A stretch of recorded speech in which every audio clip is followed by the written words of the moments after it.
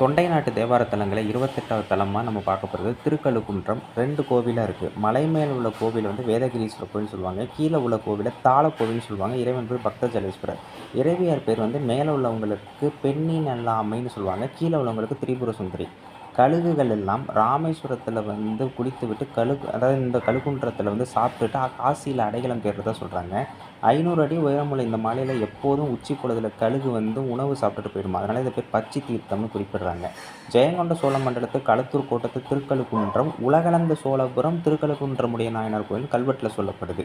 இந்த கோவில் முழுக்க பார்த்திங்கன்னா பல்லவர் காலத்தில் கட்டப்பட்ட கோவிலாகவும் நால்வருமே பாடல் பெற்ற ஒரே தலமாக இது சொல்லப்படுது. அதைவிட மிக முக்கியமான ஒரு விஷயம் என்ன அப்படின்னா, இந்த கோவிலுக்கு கீழ்ப்பகுதியில் நம்ம அதாவது மலையில் போயிட்டு இருக்கும்போது மகேந்திரவர்மன் காலத்து குடைவரை கோவிலும் இருக்குது.